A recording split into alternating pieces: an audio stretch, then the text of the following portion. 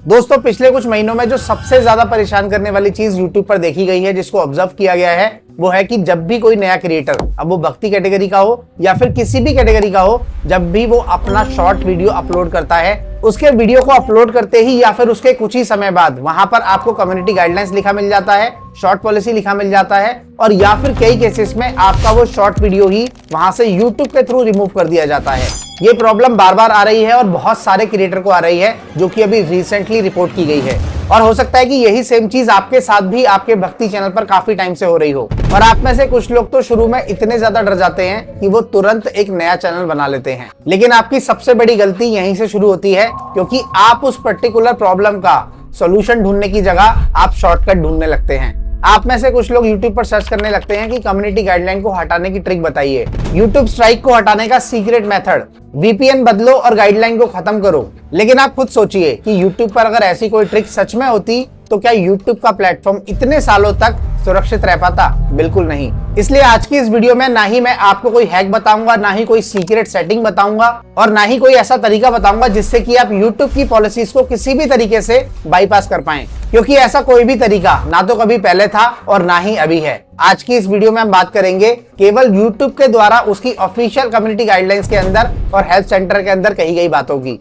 और मैं इस बात की पूरी कोशिश करूंगा कि आपको हर बात इतनी आसान भाषा में समझाऊं कि आपको इस वीडियो के खत्म होने तक कोई दूसरा वीडियो देखने की कभी भी जरूरत ना पड़े। वीडियो पसंद आए तो वीडियो को लाइक करके चैनल को सब्सक्राइब जरूर कर दीजिएगा, क्योंकि मैं इसी तरीके का कंटेंट आपके लिए बनाता रहता हूं। दोस्तों यहाँ पर वीडियो में आगे बढ़ने से पहले स्टार्टिंग में ही आप लोगों की एक गलतफहमी को दूर करना चाहूंगा। आप में से बहुत सारे क्रिएटर कम्युनिटी गाइडलाइंस, कॉपीराइट और मोनेटाइजेशन, इन तीनों को एक ही चीज समझते हैं, जबकि ये तीनों ही चीज बिल्कुल अलग है। मान लीजिए कि आपने किसी मूवी का सीन अपने वीडियो के अंदर डाल दिया है, तो ये कॉपीराइट का मामला हो सकता है। अब मान लीजिए कि एक वीडियो आपने खुद बनाया है, लेकिन उसके अंदर आपने डेंजरस चैलेंज दिखाए हैं, जैसे कि किसी धीमी ट्रेन के नीचे से निकल के जाना, और वो आपने एज अ चैलेंज उस वीडियो के अंदर दिखाया है कि आप ऐसा कर सकते हैं या फिर नहीं। ये YouTube गाइडलाइंस का मामला हो सकता है, क्योंकि इस वीडियो के अंदर जो आपने दिखाया है वो लोगों को नुकसान पहुंचा सकता है। अब यहाँ पर तीसरे सिनेरियो में मान के चलिए कि आपने अपना एक वीडियो AI की मदद से बनाया है, जिसमें आपने पूरी ईमानदारी से काम किया है। ना तो आपको वहां पर कॉपीराइट मिला है और ना ही किसी भी तरीके का कोई कम्युनिटी गाइडलाइन स्ट्राइक आपको मिला है। अब इस सिचुएशन में क्या होगा कि आपकी जो वीडियो है वो हटाई जाएगी, ऐसा जरूरी नहीं है, क्योंकि आपने वो AI से बनाई है और AI यहाँ पर प्रॉब्लम नहीं है। लेकिन जब आपका वीडियो मोनेटाइजेशन रिव्यू में जाएगा तो वहां पर उसको 100% चेक किया जाएगा कि आपने अपना ह्यूमन टच वहां पर दिया है या फिर नहीं दिया, आपकी कोई अपनी खुद की वैल्यू है या फिर नहीं है। इसलिए यहाँ पर इन तीनों पॉलिसीज में फर्क समझना बेहद जरूरी है। अब यहाँ पर सवाल आता है कि आखिर कम्युनिटी गाइडलाइन स्ट्राइक होती क्या है और आखिर ये मिलती क्यों है। तो यहाँ पर सबसे पहली चीज समझिए कि YouTube का जो प्लेटफॉर्म है, YouTube उसको पूरी तरह से सुरक्षित रखना चाहता है। वो ना तो अपने व्यूअर को किसी भी तरीके से गुमराह करना चाहता है, ना ही अपने व्यूअर को किसी भी तरीके का कोई नुकसान पहुंचाना चाहता है, और अपने व्यूअर का वो भरोसा हमेशा जीत के रखना चाहता है।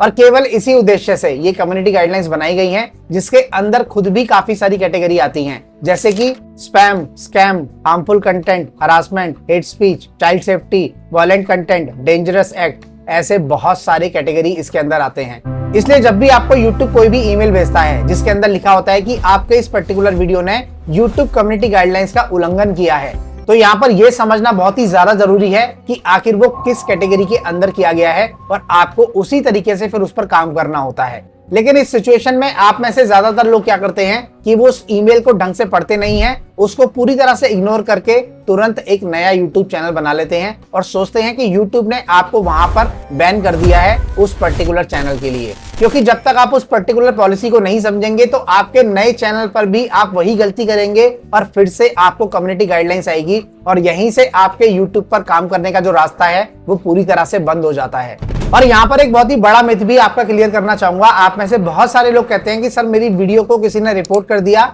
इस वजह से मेरा चैनल डिलीट हो गया, या फिर मेरी जो वीडियो थी वो यहाँ से हट गई है।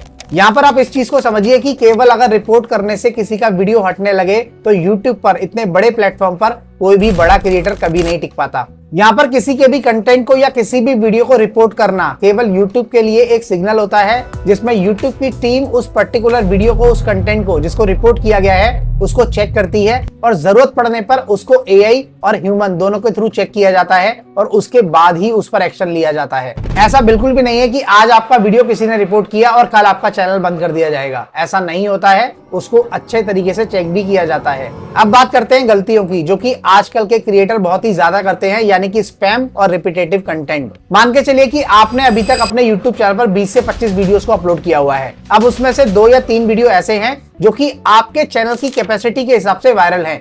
कैपेसिटी के हिसाब से वायरल होने का मतलब होता है कि अगर आपके चैनल पर नॉर्मली 50 या 100 व्यूज ही आते हैं, लेकिन आपके जो 2 या 3 वीडियो हैं उन पर जो व्यूज हैं वो 20 से 30 हजार तक जा चुके हैं। ऐसे हैं कुछ वीडियोस। अब आपने सोचा कि आपके यही वीडियोस सबसे ज्यादा चल रहे हैं, तो क्यों ना इन वीडियोस को दोबारा से अपलोड किया जाए। तो आपने उन वीडियोस को अपने चैनल पर डाउनलोड किया, अगर आपके पास पहले से हैं तो आपने उसमें कुछ छोटी मोटी एडिटिंग की, आपने उसका बैकग्राउंड म्यूजिक चेंज कर दिया या फिर उसको क्रॉप कर दिया या फिर आपने उसका कलर चेंज कर दिया और उसको आपने दोबारा से अपलोड कर दिया। फिर से आपको उस पर 10-12 हजार व्यूज मिल गए, क्योंकि ऑलरेडी वो आपके चैनल का वायरल वीडियो था। अब आप इसी तरीके से अगर बार बार करेंगे तो वो रिपीटेटिव कंटेंट में ही आता है। अगर आपको उसी टॉपिक पर या फिर सेम उसी के जैसी वीडियो बनानी भी है तो आप नए तरीके से बनाइए, उसके अंदर नए एग्जांपल जोड़िए, उसमें नई एडिटिंग कीजिए, उसमें नई कमेंट्री जोड़िए और जितना हो सकता है उसमें ज्यादा से ज्यादा एडिट कीजिए, उसके बाद उसको अपलोड कीजिए। केवल क्रॉप करने से या बैकग्राउंड म्यूजिक चेंज करने से या फिर उसका कलर चेंज करके उसको अपलोड करने से बात नहीं बनेगी। आपको यहाँ पर रिपीटेटिव कंटेंट मिलेगा और आपका चैनल यहाँ पर शुरू होने से पहले ही खत्म हो जाएगा। और यहाँ पर भक्ति चैनल वाले कुछ दूसरी बड़ी गलतियां भी करते हैं, जो कि मिसलीडिंग टाइटल या फिर मिसलीडिंग थंबनेल को बढ़ावा देती हैं। जैसे कि मैंने बहुत सारे वीडियोस देखे हैं, खासकर मोटिवेशनल कैटेगरी में भी, जिस पर थंबनेल पर लिखा होता है कि अगर आज रात ये मंत्र आपने नहीं सुना तो बहुत बड़ा नुकसान होगा। इस वीडियो को अगर आपने 11 लोगों को नहीं भेजा तो आपका बहुत बड़ा दुर्भाग्य शुरू हो जाएगा। भगवान ने सपने में कहा था कि यह वीडियो तुरंत देख लो। अब आप खुद सोचिए कि ऐसे दावों की क्या कोई भी ऑथेंटिसिटी है? अगर नहीं तो ये आपके व्यूअर को डर दिखाकर क्लिक करवाने की कोशिश मानी जा सकती है, जो कि YouTube अच्छे तरीके से समझता है। यहाँ पर आप याद रखिए कि आपके टाइटल या फिर थंबनेल का काम आपके व्यूअर को एक सही जानकारी देना है, उसको डराना या फिर गुमराह करना नहीं। और यही कारण है कि मैं आपको हमेशा कहता हूं कि अगर आपका कंटेंट अच्छा है, आपके कंटेंट में दम है, तो आपको किसी भी तरीके से किसी झूठ का सहारा लेने की कोई भी जरूरत नहीं पड़ेगी। लेकिन अगर आपने अपने टाइटल में या फिर अपने थंबनेल पे बहुत ही ज्यादा मिसलीड किया है, आपने वहां पर क्लिकबेट बहुत ज्यादा किया है, तो आपका जो व्यूअर है वो आपके वीडियो को क्लिक करने के बाद उसका जो भरोसा टूटेगा वो आपके वीडियो पर उसको दोबारा या आपके चैनल पर दोबारा लेकर के कभी नहीं आ पाएगा, क्योंकि यहाँ पर आपने पूरी तरह से उसके विश्वास को ही खत्म कर दिया। आपने बताया कुछ और दिखाया कुछ और, या फिर वो चीज थी ही नहीं। आप यहाँ पर यह चीज समझिए कि जो YouTube का सिस्टम है वो पूरा का पूरा व्यूअर के ट्रस्ट पे ही चलता है। अगर आपका व्यूअर या फिर YouTube आपसे बार बार निराश होगा तो उसका जो असर है वो आपके उस पर्टिकुलर वीडियो पर नहीं, लॉन्ग टर्म में आपके चैनल पर भी पड़ता है। अब यहाँ पर बात करते हैं तीसरी गलती की, यानी कि AI। पिछले 2 से 3 सालों के अंदर YouTube में कंटेंट क्रिएशन को AI ने पूरी तरह से चेंज कर दिया है। AI image, AI video, AI music, AI voice, ये सब कुछ आपको AI प्रोवाइड करता है और जो कि आप 100% इस्तेमाल भी कर सकते हैं। और अगर आपको स्क्रिप्ट लेनी है तो वो भी आपको AI से मिल जाएगी। आजकल हर क्रिएटर AI का पूरा इस्तेमाल कर रहा है। लेकिन यहाँ पर सबसे बड़ा भ्रम यही है कि काफी सारे क्रिएटर मानते हैं कि AI का इस्तेमाल करने से आपको कम्युनिटी गाइडलाइंस आ जाती है। यह बात बिल्कुल गलत है, क्योंकि किसी भी तरीके से AI का इस्तेमाल करना अपने कंटेंट को, अपने वीडियोस को बनाने के लिए किसी भी पॉलिसी का उल्लंघन नहीं है। सवाल यहाँ पर यह है कि आपने AI का यूज आखिर किस उद्देश्य के लिए किया है। मान लीजिए कि आपने AI से भगवान श्री राम की कहानी को एक एनिमेशन के रूप में बहुत ही सुंदर तरीके से समझाया है, आपने सही जानकारी भी दी है, आपने व्यूअर को कुछ नया भी सिखाया है और आपने किसी भी तरीके से अपने व्यूअर्स को गुमराह भी नहीं किया है। ऐसे कंटेंट को बनाने के लिए अपने आप में AI का यूज करना किसी भी तरीके की कोई समस्या नहीं है। लेकिन अगर आप AI से किसी भी प्रसिद्ध व्यक्ति की कोई नकली आवाज बनाकर, जैसे कि वॉइस क्लोनिंग के सॉफ्टवेयर का इस्तेमाल करके उससे कुछ ऐसा बुलवा देते हैं जो कि उन्होंने अपनी रियल लाइफ में कभी कहा ही नहीं है। मान लीजिए कि आपने AI वॉइस क्लोनिंग के थ्रू प्रेमानंद जी महाराज की वॉइस को क्लोन किया और उनसे कुछ ऐसा बुलवा दिया जो कि उन्होंने अपनी रियल लाइफ में कभी बोला ही नहीं है और ना ही वो बोल सकते। तो इस कंडीशन में, इस सिचुएशन में आपका जो कंटेंट है जो आपने AI से बनाया है उसको बैन किया जा सकता है।